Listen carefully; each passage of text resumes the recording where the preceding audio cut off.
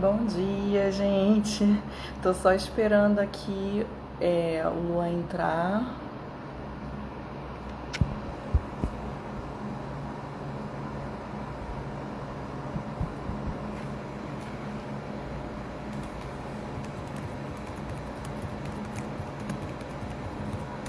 Chamando ele aqui no...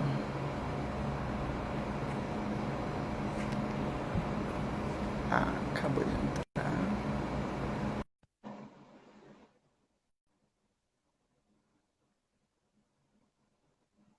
Oi, Oi, bom dia. Deu certo. Tudo bom? Então, bom dia, Luan, bom dia a todo mundo que já está aí assistindo. Agora a gente vai para mais uma edição, né, dos seminários online do PPG. A ideia dos seminários que foram inaugurados, digamos assim, semana passada pela professora Cristiane e pelo professor Márcio. A ideia desses seminários é que a cada semana, cada professor e seus orientandos venham aqui discutir ideias e tal, e o nosso foco são os alunos do PPG, sabe? A gente acolher esses alunos nesse momento que a gente está tendo esse distanciamento que foge ao nosso controle, né? Então, a ideia é trazer todo mundo para mais perto, e por isso que a gente está com essa intenção de realizar as lives para que os alunos consigam ter contato com as ideias que são discutidas no PPG e aí nos grupos de pesquisas específicos entre os professores e entre os próprios colegas. Então, a ideia é basicamente essa. Queria que o Luan se apresentasse. Ah, eu não me apresentei, né? Eu sou Juliana, acho que a professora mais recente do PPG, só perco, eu acho, para Camila, que é professora colaboradora também. Aí tem também o professor Gustavo Silvano. Olha, eu nem sou tão a mais recente. Mas o grupo de pesquisa JOI, que o Luan faz parte, é o mais recente, mas a gente já vai falar um pouquinho mais sobre o desenvolvimento do grupo de pesquisa. Aí passar a palavra para o Luan para ele se apresentar rapidamente. Bom dia todo mundo que está acompanhando, né? Eu me chamo Luan, como você já falou, sou jornalista formado pela UESP, sou especialista em comunicação digital, marketing, estou no mestrado de comunicação da UFP, sob orientação da professora Juliana, desenvolvendo aí um projeto de pesquisa, mas daqui a pouco a gente vai falar um pouquinho mais sobre isso também. E acho que é isso, né? E agora, membro do JOI, o grupo de pesquisa, que a gente vai falar também um pouquinho mais daqui a pouco. É isso. Isso. Então, apresentando então o JOI, né, que hoje está concentrando mais diretamente as pesquisas que eu venho realizando assim, ao longo dos anos. O JOI tem esse nome porque é Jornalismo, Inovação e Igualdade, com 2 Is. E aí, quem quiser seguir e tal, a gente tem uma página no Instagram, que é o joy, com 2is.ufp, e tem o site também, www.joy, com 2is, ufp.com.br. Eu acho que o Luan tá com problema na conexão. Mas, enfim, a gente vai tocando aqui. E a ideia do grupo de pesquisa é trabalhar nesse tripé, né, entre jornalismo, inovação e igualdade. Principalmente pelo meu percurso, desde sempre, assim, desde a graduação, na área das pesquisas em jornalismo, especificamente, e ainda mais especificamente na área de jornalismo digital, né? Eu desde sempre trabalhei com digital, então essa é inclusive uma das linhas de pesquisa do grupo. A outra linha de pesquisa é trabalhar com a inovação nos processos. Luan, voltou? Voltou, né? Ah. a outra linha é a gente tentar trabalhar a inovação nos projetos, nos processos e nos produtos de comunicação de uma maneira geral, assim, né? Porque a inovação, tem muita gente que acha que às vezes, e assim, eu falo muito isso em sala de aula, né? Que às vezes é inventar roda.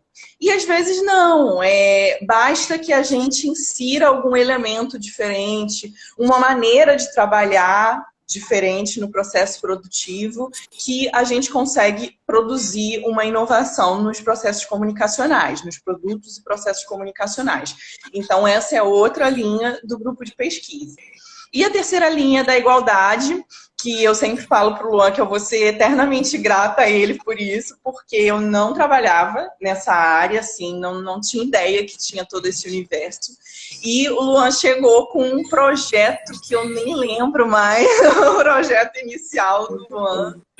Era outra coisa completamente diferente. E aí eu acho que ele tinha uns 2, 3 meses de mestrado, e aí ele falou, estava pensando em ir para a área de direitos humanos e tal, uso das tecnologias para a manutenção do direito humano da comunicação. Eu falei, nossa, é isso, sabe? E deu aquele estalo e a coisa foi fluindo até a gente chegar até aqui, a ponto dessa ideia ser a terceira linha de pesquisa no nosso grupo. Então, isso eu devo ao Luan eternamente. Porque eu acho que é uma ideia essencial nos dias de hoje, e eu acho que a gente, principalmente essa semana, veio muito a calhar, né? A gente está tendo essa discussão aqui, porque o uso das tecnologias e do jornalismo tem sido essenciais para que a gente consiga dar visibilidade ao movimento que está rolando no mundo. Então, eu acho que assim foi um golpe assim do destino a gente tá realizando essa discussão aqui exatamente nesse momento. E uma outra questão que eu separei aqui também para chamar a atenção é esse percurso, né, de como a gente chegou até aqui, porque tem muita gente que acha que a pesquisa, você, assim como a inovação, né, você dá um estalo e resolveu. E como mostrou também o projeto do Luan, é isso.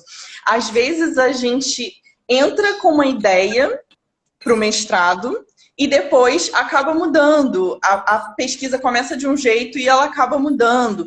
Então é isso que a gente tem que entender. Assim como acontece com a inovação, a ideia de inovação, né, a pesquisa também é um processo que você vai construindo aos poucos. E a ideia do grupo de pesquisa foi muito assim, né? A gente, a princípio, começou realizando um evento ano passado, né, que foi Comunicação e Direitos Humanos, o simpósio. A gente fez um evento em novembro.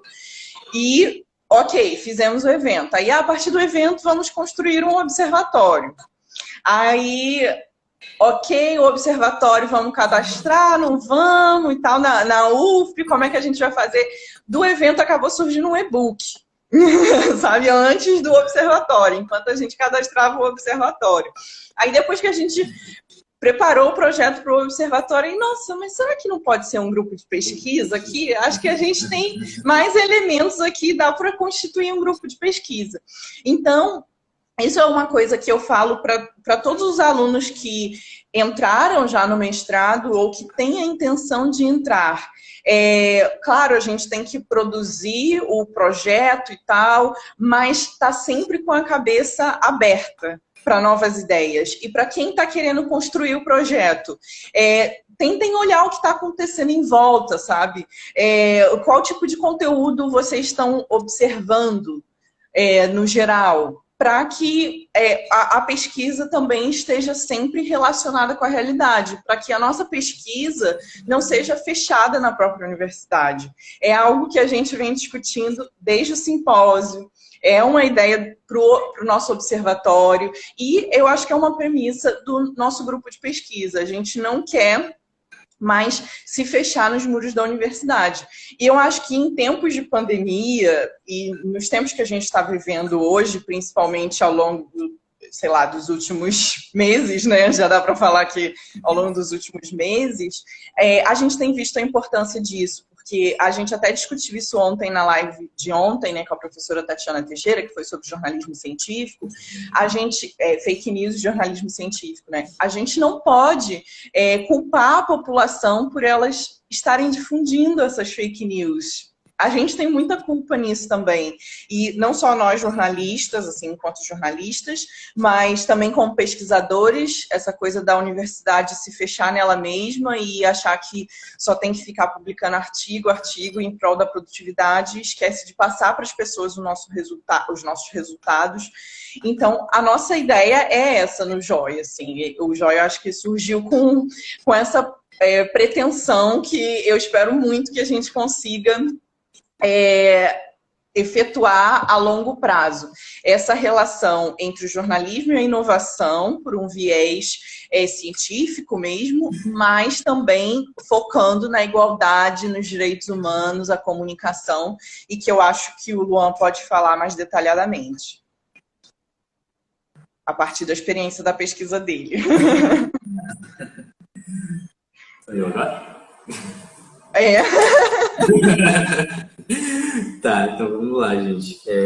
Primeiro, dizer da minha alegria, né, de estar compondo esse grupo. Eu tinha até comentado, assim que eu entrei no mestrado, eu estava conversando com a Juliana, que eu tinha um certo trauma, né, da pesquisa, por esse ambiente muito denso, né, pesado, que muitas vezes se passa, que é a academia, né? E aí, no meu processo, eu consegui entender que, de fato, não é isso que deve ser, né? E aí a gente precisa, muitas vezes, o produtivismo da academia acaba exigindo dos pesquisadores muita tarefa, muita pesquisa, muita produção, né? E a gente sabe que produzir é importante, mas a nossa saúde mental também a nossa vida social também então tem uma série de outras questões, né? E aí eu acho que o Joia, ele traz o compromisso de pesquisa, mas com essa leveza de você conseguir desenvolver suas pesquisas sem que para isso você precise se destruir por dentro, né? E aí eu estou muito feliz de poder ter acompanhado esse processo de nascimento, né? Esse parto que foi a criação do Joia. Principalmente por conseguir perceber toda essa pluralidade, essa diversidade que tem, não só nas pessoas que compõem, né, mas também, principalmente no que se propõe a fazer, né, no que se propõe a pesquisar e no que se propõe a desenvolver quanto projeto de pesquisa. Né? Só um minuto. Tá pegando uma água.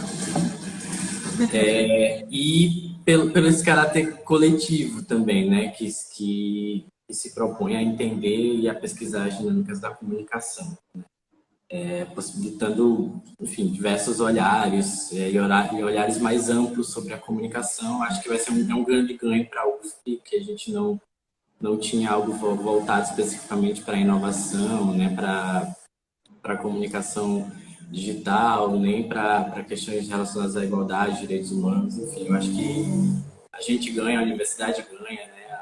A sociedade ganha também, porque a nossa ideia é retribuir isso.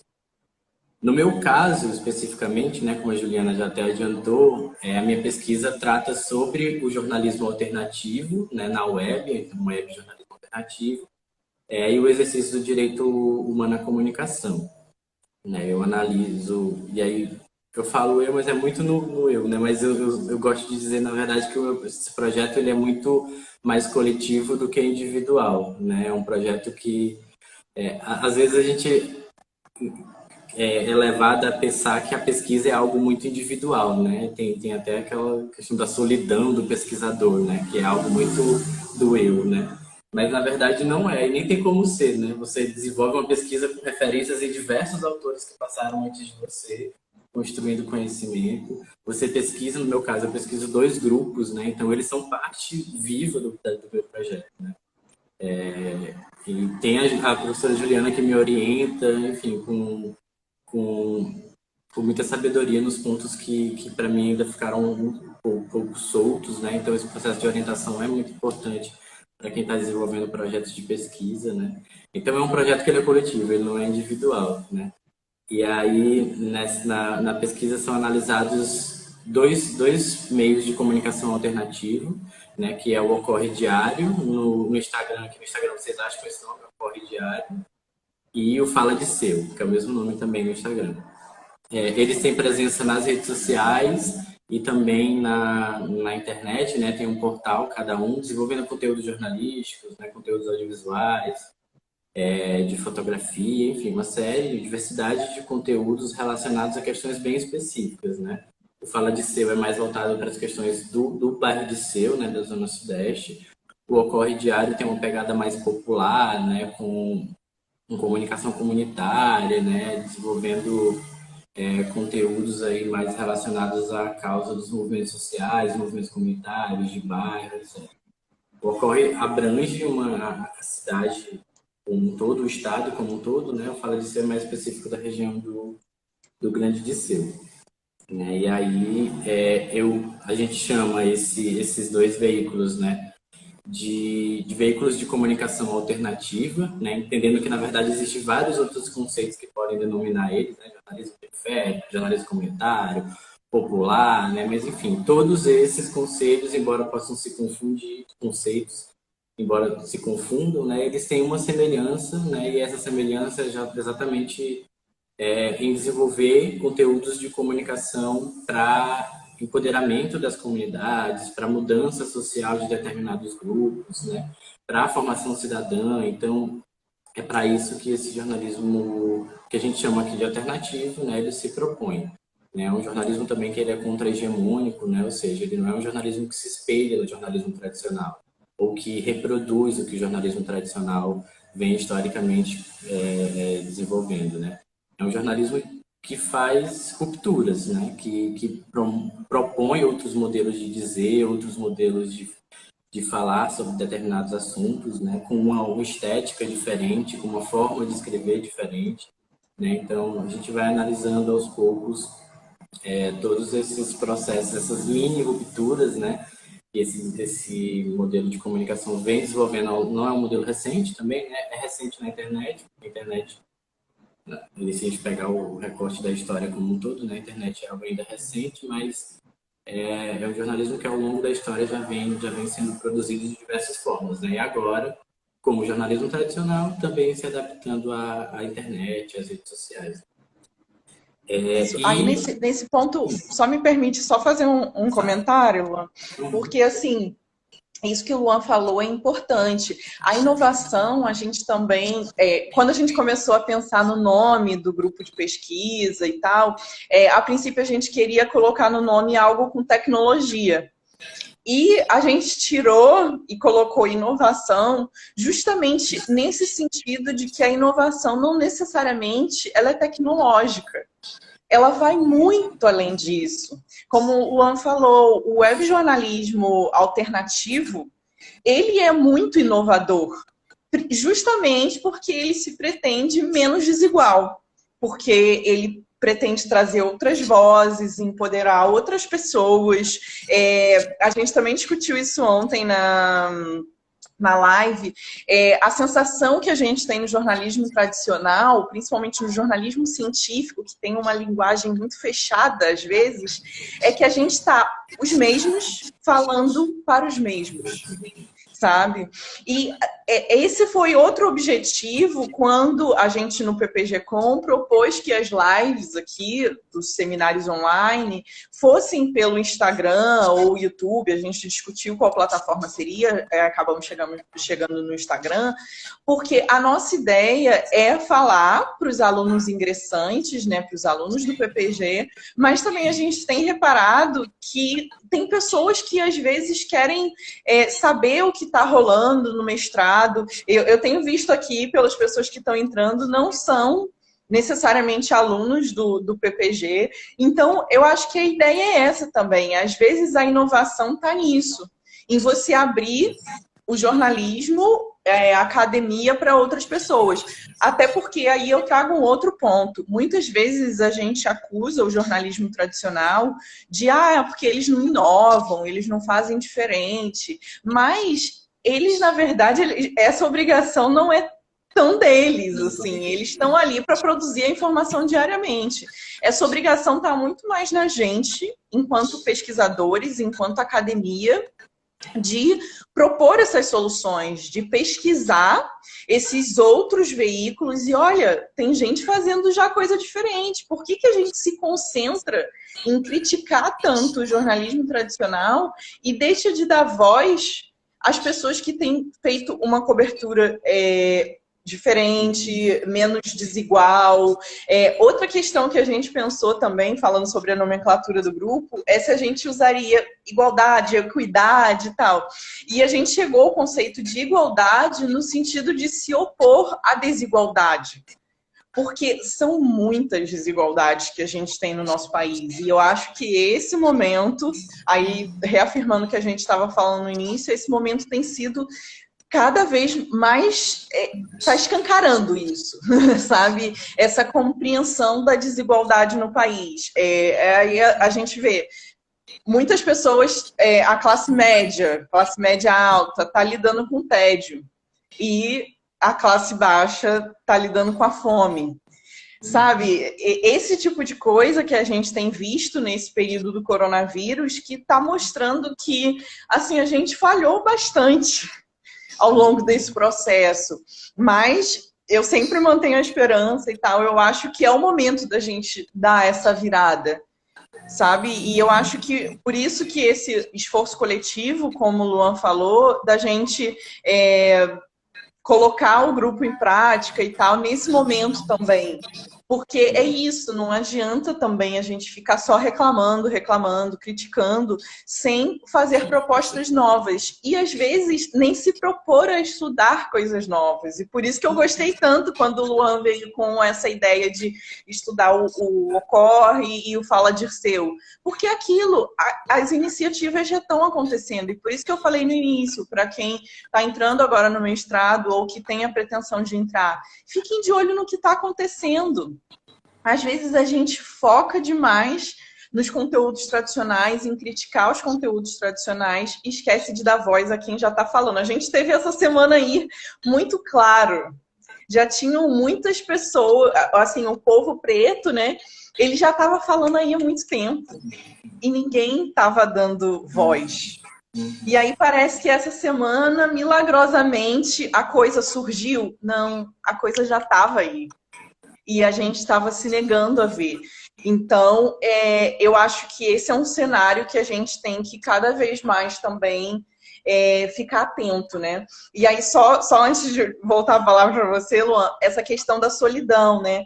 Que muitas vezes a universidade estimula mesmo isso.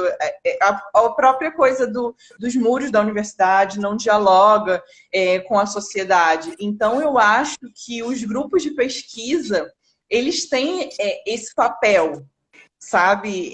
Porque muitas vezes as pessoas entram no mestrado e, não, e assim, não necessariamente só culpa da gente, professor, nem só dos alunos, mas uma rotina que engole a gente. Mas, não, eu vou entrar no mestrado, vou fazer minha pesquisa, vou levantar meus dados e não vou me envolver em mais nada. Vou só fazer minha dissertação, pegar meu diploma de mestre e tchau. E não é assim, sabe? Assim, eu acho que não deveria ser assim.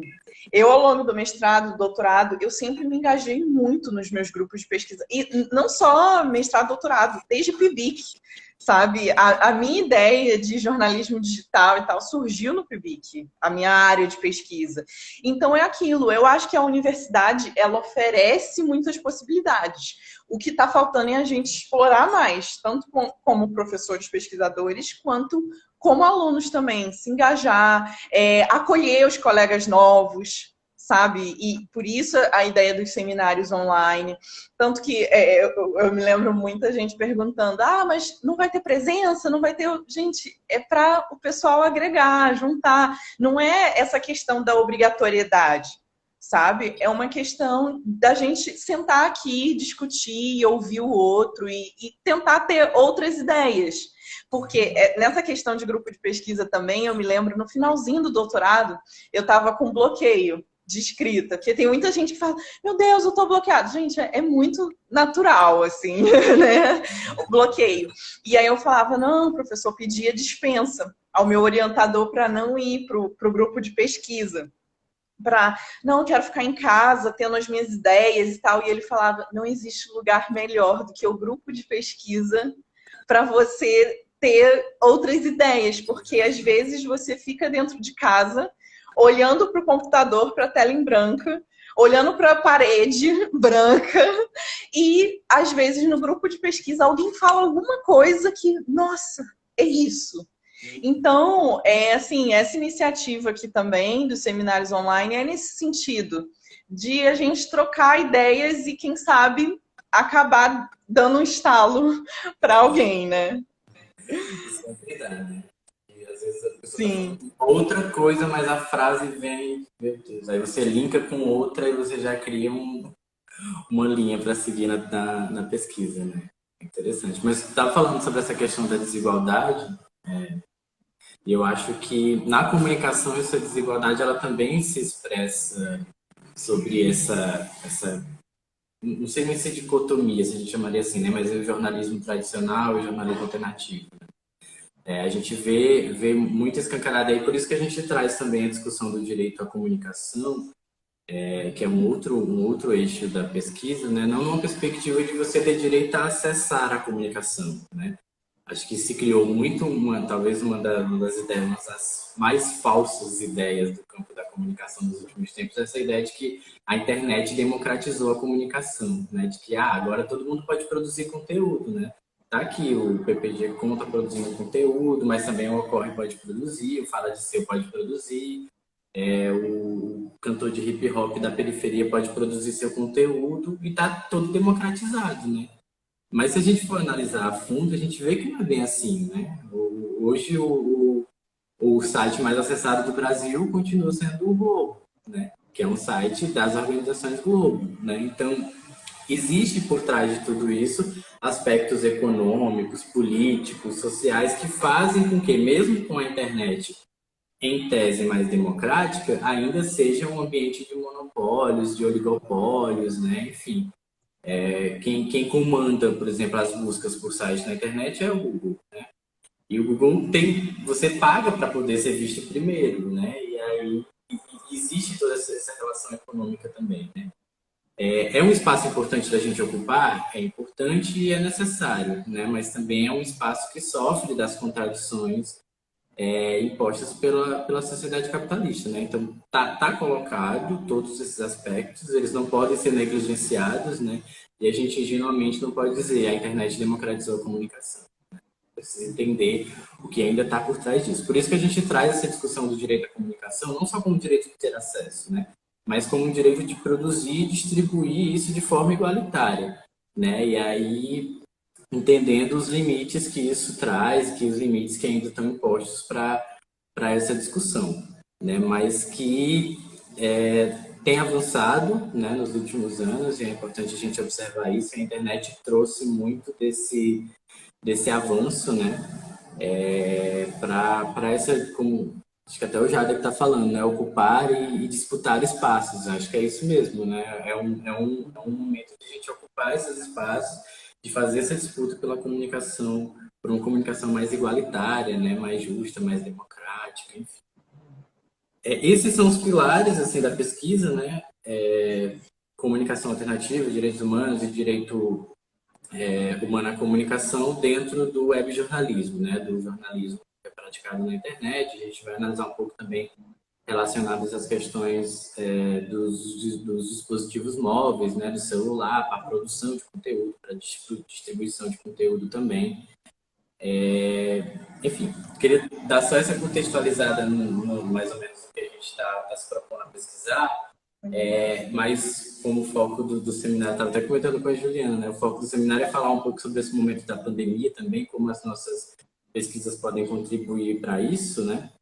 E assim, essa pesquisa tem me levado muito a pensar no lugar da comunicação comunitária, da comunicação alternativa, nesse processo de pandemia, né? Qual que é o papel que esses meios de comunicação têm exercido frente a esse cenário de pandemia, né? E aí eu trouxe aqui alguns exemplos para a gente refletir um pouco sobre isso também, que eu acho que são importantes ser levados em consideração, né? Assim, primeiro é colocar que a comunicação tradicional, e a gente aqui não está em nenhum momento dizendo que ela não serve, né? Mas ela tem tem a sua importância e relevância social, né? Mas também tem os seus interesses econômicos e políticos que a gente também leva em consideração, né? Mas até os grandes críticos dos grandes meios de comunicação, e aí falando especificamente da Globo, por exemplo, os grandes críticos da Globo estão elogiando muito a postura da Globo frente à pandemia, né? Por estar prestando serviço, né? Orientando a população, enfim.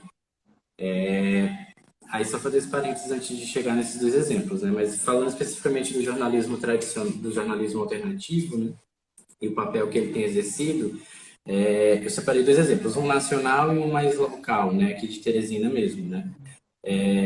Não sei se alguém viu, mas o Intercept, o Intercept Brasil produziu um conteúdo que ele elencou 100 organizações da sociedade civil, movimentos sociais, ONGs, né, instituições populares, que estão desenvolvendo trabalho de ajuda a comunidades vulneráveis, né?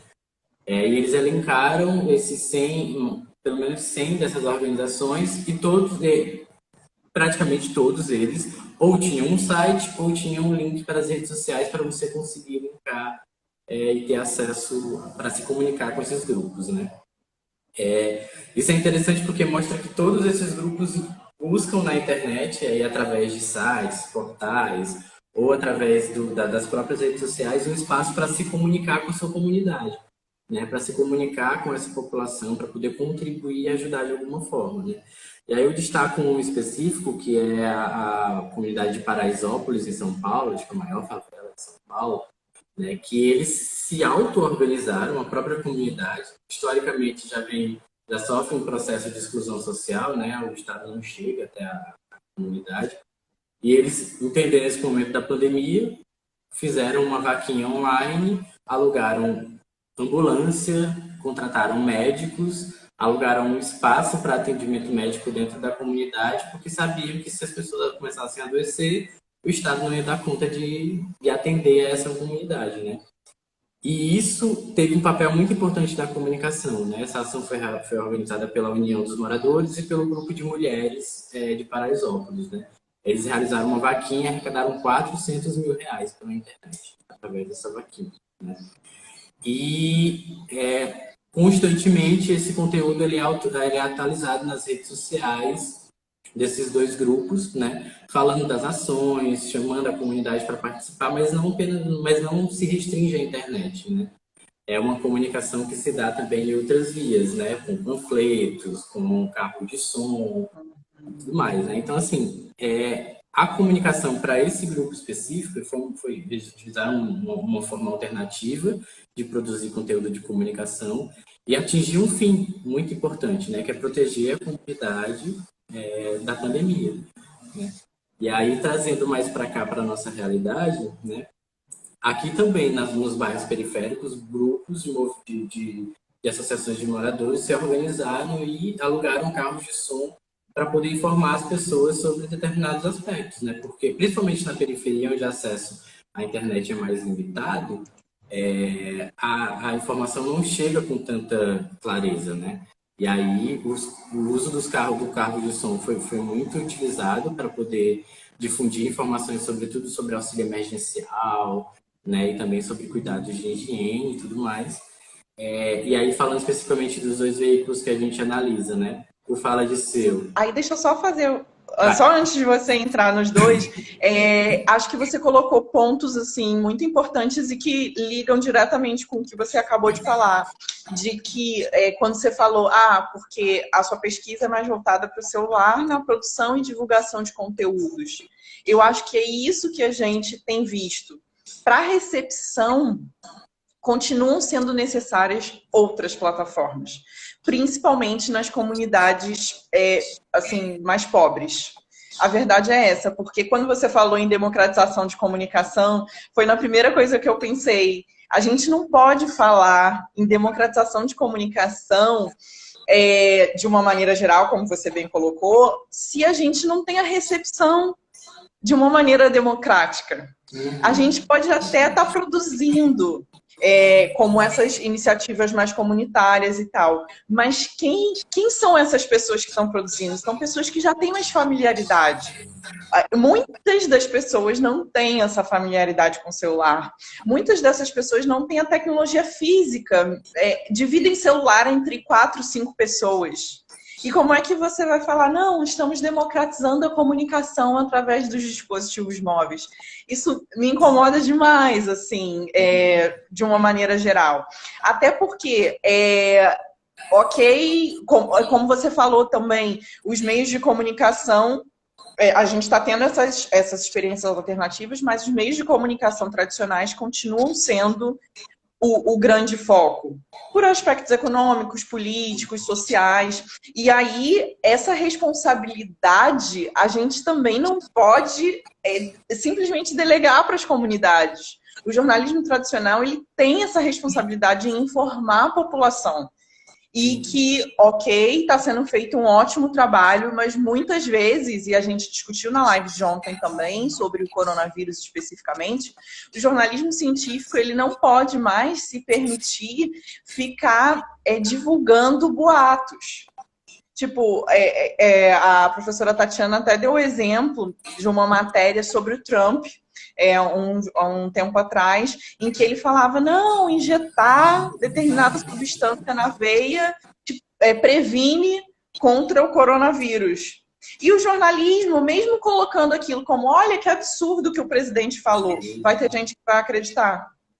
E aí, logo depois da publicação dessa matéria, teve casos alarmantes de entrada no hospital com as pessoas injetando aquilo na veia.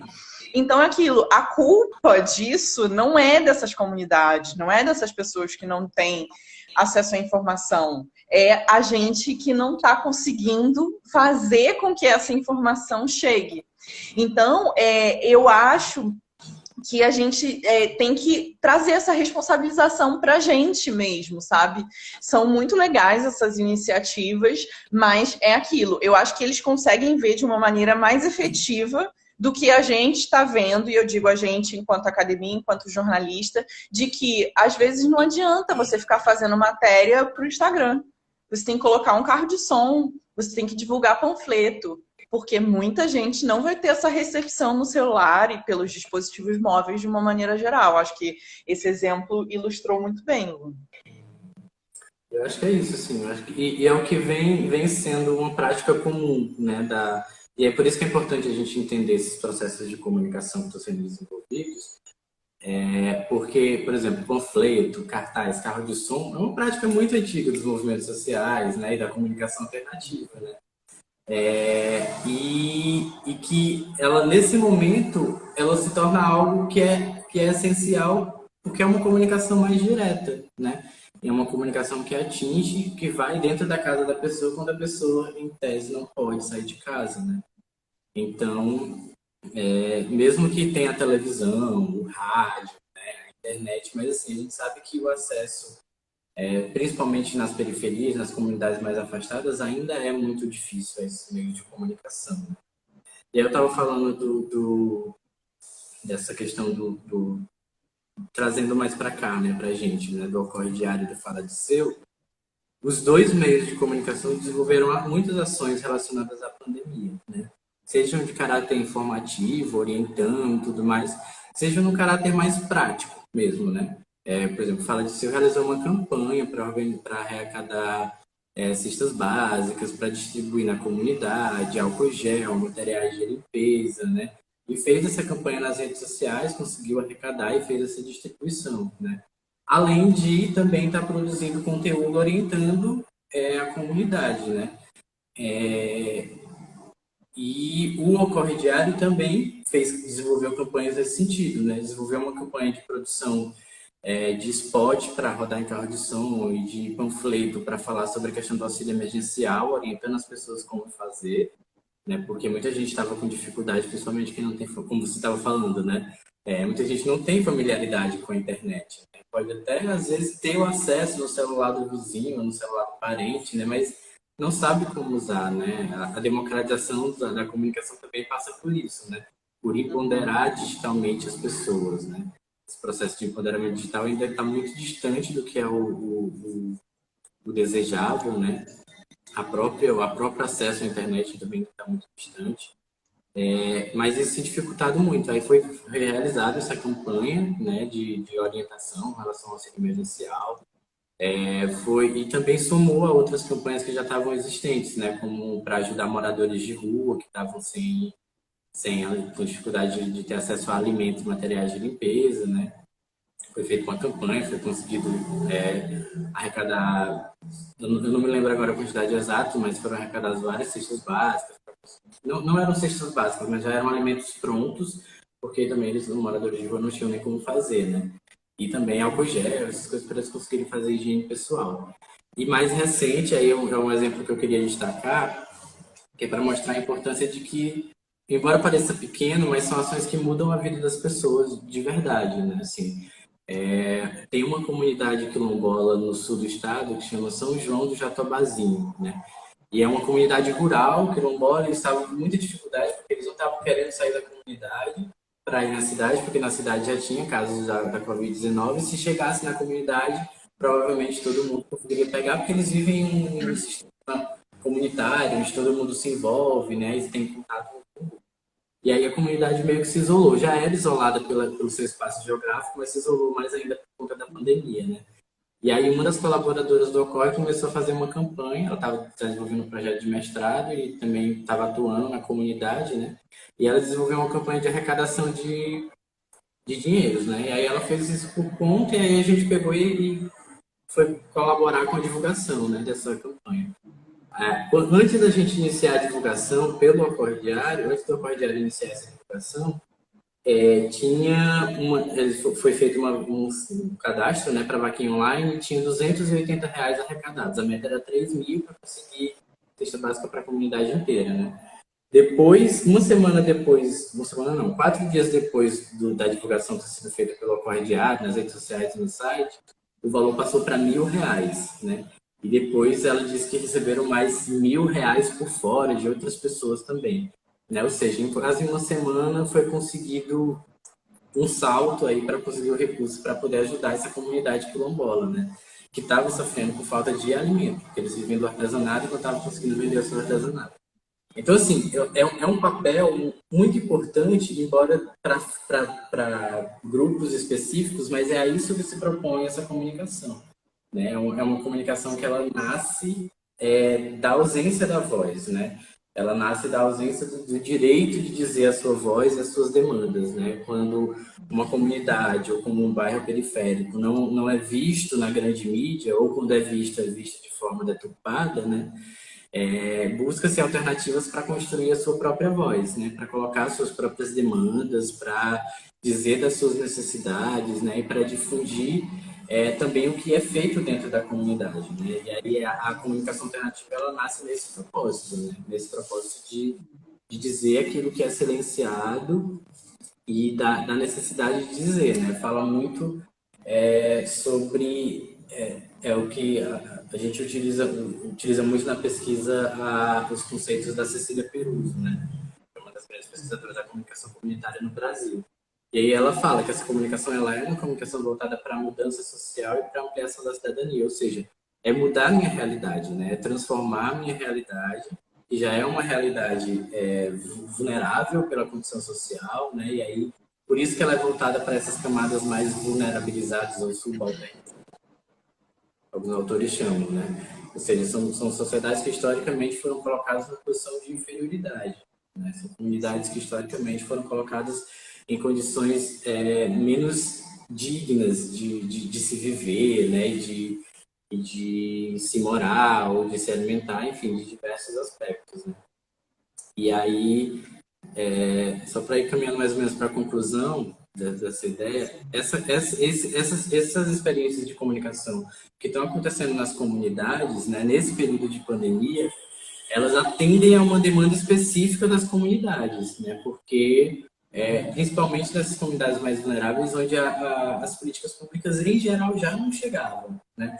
Agora, no momento de pandemia, é ainda mais complicado de chegar, né? A gente sabe que, por exemplo, no Brasil e em Teresina também, a pandemia ela se configurou dessa forma, né? Ela chega nos bairros mais elitizados das cidades e ela se espalha agora para as periferias, né? Hoje, o bairro que mais, no início da pandemia, o bairro de Teresina que mais tinha casos da doença era o Jockey. Hoje é o Renascença, né? Então, assim, esse aspecto, ele diz muito sobre como que a doença ela vai se espalhando, né? E onde se mais morre hoje é nas periferias, né? É acesso à saúde, é acesso a produtos de higiene, é acesso à alimentação de qualidade, é a possibilidade ou não de ficar em casa, tudo isso vai refletir nos resultados, né? E a comunicação alternativa, ela cumpre um papel de proteger essas comunidades específicas, essas comunidades mais vulnerabilizadas. Então, é uma comunicação que acontece de dentro para fora, né? Ela acontece de dentro das comunidades. Ela é mais sobre o que se vive e o que se sente do que sobre o que acontece, né? Tem uma autora que chama Bom Dia, ela fala sobre a questão da experiência, né? E aí eu costumo dizer que o jornalismo alternativo ele é um jornalismo também de experiência, né? Porque ela vem dizer que a experiência ela não é aquilo que se passa ou aquilo que acontece, né? É aquilo que nos acontece, ou seja, aquilo que nos toca, né? Aquilo que a gente consegue sentir. Então, muitas coisas passam na nossa vida durante o dia, né? Então, a gente recebe a notícia da imprensa tradicional. Mais 10 pessoas morreram no Piauí, né? 200 casos a mais foram diagnosticados, né? Isso vai passando pela gente, né? E a gente vai vendo isso, né? Mas quando é alguém é o nosso vizinho que está com a doença, é o nosso familiar que está com a doença, aquilo nos afeta e nos atinge, né? E aí a gente começa a tratar aquilo de uma forma diferente, né? Porque nos afeta. E a comunicação alternativa, ela vem dentro dessa perspectiva, né? Porque ela vem dentro de um processo de coletividade, onde se uma pessoa da comunidade ela é afetada pela doença, afeta a comunidade, né? E aí essa comunicação se volta para conseguir proteger essa comunidade. É o que aconteceu em Paraisópolis, é o que acontece no Disseu, com Fala Disseu, né? E é o que ocorre diário também vem fazendo com comunidades aqui no estado, né? Exatamente. Não, e como você falou, Luan, é aquilo, a desigualdade, ela está sendo escancarada em todas as esferas. E muitas vezes na abordagem do jornalismo. Sabe, essa coisa de que hoje em dia a gente só vê número e só quando alguém famoso morre e que merece ser noticiado, o resto parece que não. E eu percebo isso muito aqui em Teresina. Parece que a doença era um problema maior quando ela estava atingindo o Jockey. Agora, também não é tão grave, pode voltar a abrir. E muitas vezes isso se reflete na própria questão das doações. As pessoas, e assim, a gente, enquanto seres de comunicação, né, o ser humano, uma das bases da nossa espécie é a questão da comunicação, a gente simplesmente, vou dar uma cesta básica. E não pergunta se é uma cesta básica que a pessoa está precisando.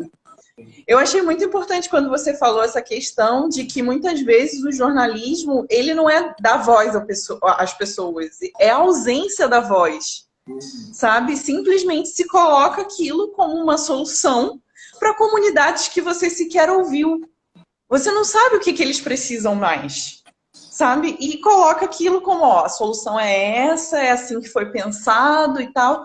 E eu acho que isso a gente está muito carente, né, jornalisticamente falando, nas experiências, assim, mas que eu acho que, como a gente estava falando lá no início, as experiências inovadoras merecem ganhar destaque justamente nesse sentido.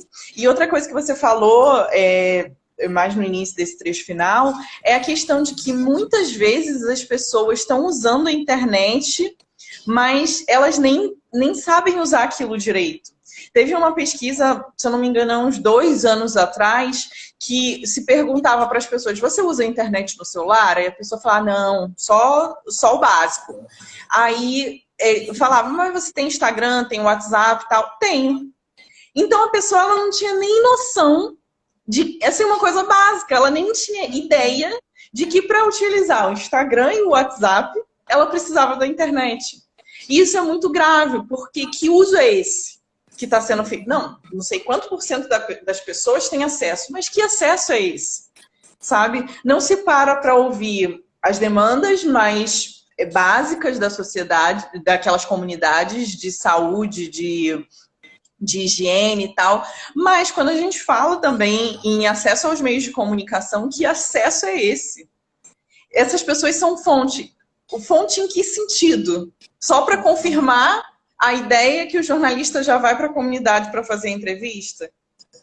Então, assim, esse não é um problema novo do jornalismo, mas que a gente negligenciou por muito tempo. E eu acho que esse momento está servindo muito, para esse momento do coronavírus e tal, com esses exemplos que você colocou, está servindo muito para isso. Para a gente parar para pensar. E como você falou também, essa questão da comunicação comunitária. Acho que serve para o que a gente estava falando lá no início dos projetos. Quando a pessoa está pensando num projeto para fazer no mestrado, pense também em o que está em volta, para que você possa trazer uma pesquisa, né, para o mestrado e tal, que contribua de fato para a mudança daquela realidade em que você vive. Bom, Luan, a gente já está indo para os 5 minutos finais, estamos com 10h51. Então, eu queria agradecer quem está assistindo, quem passou pela live. Queria agradecer a sua disponibilidade, a sua parceria no grupo de pesquisas. Eu sei que você faz 1000 coisas ao mesmo tempo. É pai, é profissional, e ainda assim a sua dedicação ao grupo de pesquisa é irrestrita, e eu te agradeço aqui publicamente mais uma vez por isso. E aí, você quer se despedir?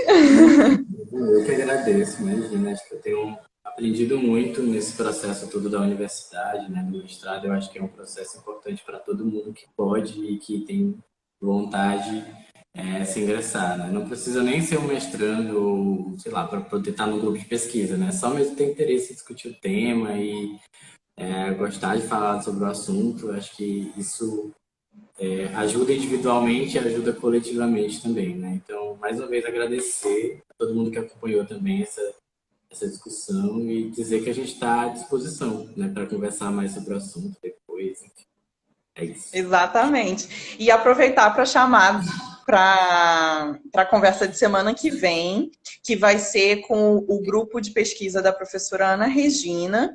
Ela vai estar recebendo 2 convidados, o professor Chartier e a Ana Paula Goulart, da UFRJ.